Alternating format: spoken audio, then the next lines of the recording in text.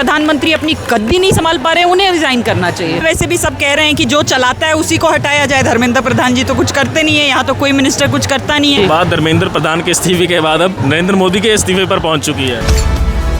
सोनम वांगचुक जी की गिरफ्तारी के बाद तो बहुत ज्यादा, यहाँ पर ही आप देख लीजिए, पैर धरने की जगह नहीं है यहाँ।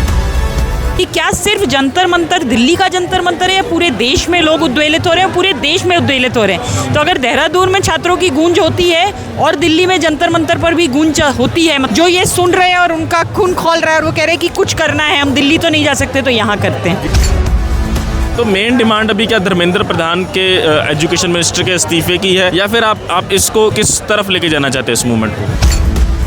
मेन डिमांड कभी धर्मेंद्र प्रधान का रेसिग्नेशन नहीं था। वो एक पॉइंट है जिसको आप पकड़ सके, एक धुरी है जिसके चारों तरफ आप घूम सकते हैं, पर मेन पॉइंट ये है कि एजुकेशन सिस्टम को एक ओवरहॉल चाहिए। इस वक्त ਅਸੀਂ ਜੰਤਰ ਮੰਤਰ ਤੇ ਖੜੇ ਹਾਂ ਜਿੱਥੇ ਵੱਡੀ ਗਿਣਤੀ ਵਿੱਚ ਲੋਕ ਪ੍ਰੋਟੈਸਟ ਕਰ ਰਹੇ ਆ। ਐਜੂਕੇਸ਼ਨ ਦਾ ਮੁੱਦਾ ਉੱਭਰ ਕੇ ਸਾਹਮਣੇ ਆ ਰਿਹਾ। ਕਾਂਗਰਸ ਜਨਤਾ ਪਾਰਟੀ ਵੱਲੋਂ ਸ਼ੁਰੂ ਕੀਤਾ ਗਿਆ ਸੀਗਾ ਤੇ ਵੱਖ-ਵੱਖ ਸੰਗਠਨ ਜਿਹੜੇ ਉਹਨਾਂ ਨਾਲ ਜੁੜਦੇ ਜਾ ਰਹੇ ਆ।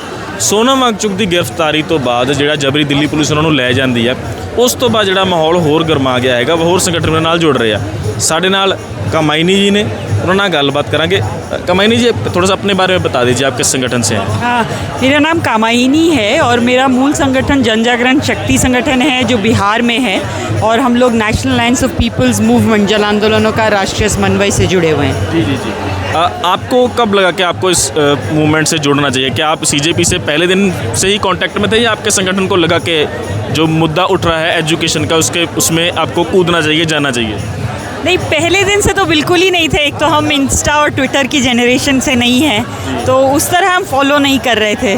पर हम ये देख रहे थे कि लोगों का रुझान बढ़ रहा है और ये मामला एकदम ठीक है कि लीक तंत्र हो रहा है और लोकतंत्र गायब है, तो हमें लीक तंत्र नहीं लोकतंत्र चाहिए। ऐसा करके हमें रुचि आई। हम यहाँ एक दो बार आए तो काफ़ी जेन्युइन लगा, और देखे कि बहुत सारे संगठन हैं, तो बड़ा समावेशी सा था माहौल। अलग अलग सोच, अलग अलग चीज़ कर रहे लोग एक साथ, और बहुत ही साधारण लोग जैसा कह रहे हैं कि बाहर जो जंतर मंतर है, जो ओरिजिनल जंतर मंतर है, प्रोटेस्ट साइट नहीं, वैसे लोग जिन्होंने कभी प्रोटेस्ट साइट नहीं देखी वो भी आ रहे थे।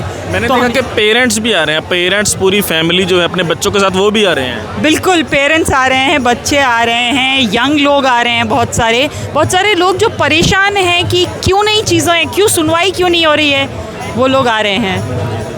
तो एक और बात है कि क्या ये प्रोटेस्ट ये मानना चाहिए कि सीजेपी लीड कर रही है और आप सब उसके साथ पीछे चल रहे हैं, या फिर कुछ कोऑर्डिनेशन किस किस्म से आप मतलब जो सारे संगठन हैं सीजेपी के साथ कोऑर्डिनेट कर रहे हैं?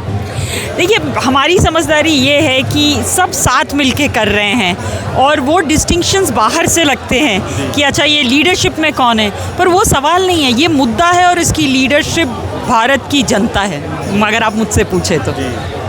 जैसे कल संसद मार्च है, फिर भी कुछ कोऑर्डिनेशन, कुछ उससे तो आप चलना ही पड़ेगा, तभी आप लोगों को ऑर्गेनाइज कर पाएंगे। कल की क्या तैयारी कर रहे हैं?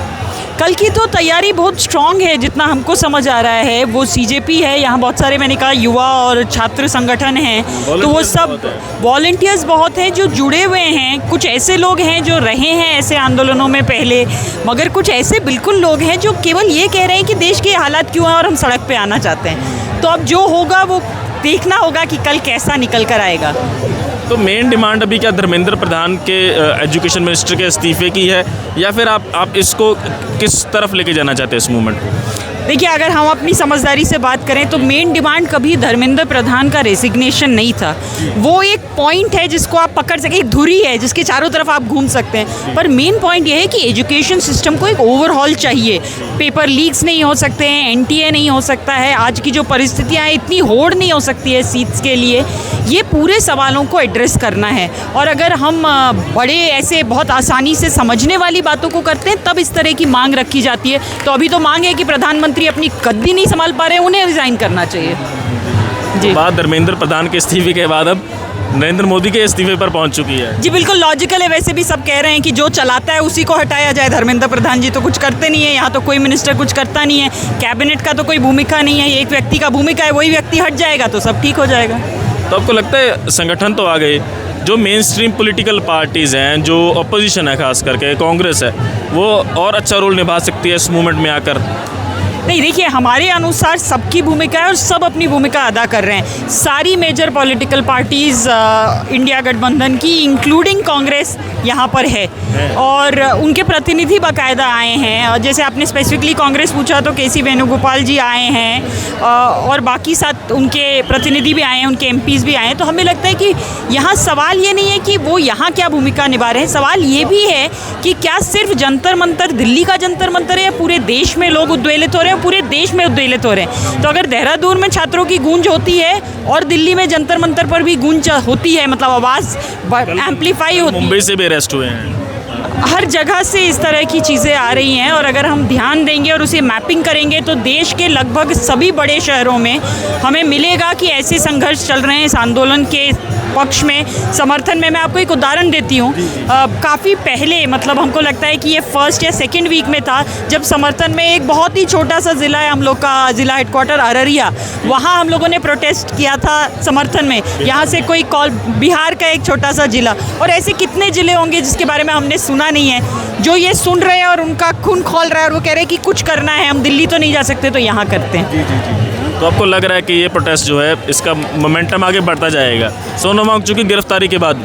सोनम वांगचुक जी की गिरफ्तारी के बाद तो बहुत ज़्यादा, यहाँ पर ही आप देख लीजिए, पैर धरने की जगह नहीं है। यहाँ के साथ बहुत रेजोनेट करते हैं, यूथ के साथ रेजोनेट करते हैं और जिस तरह से सरकार उनके साथ डील कर रही है वो बिल्कुल नहीं अपील कर रहा है जनरल लोगों को, यूथ को और साधारण हिंदुस्तानी को। तो चलिए, उम्मीद करते हैं कि ये प्रोटेस्ट जो है वो सफल हो। आपका बहुत बहुत धन्यवाद।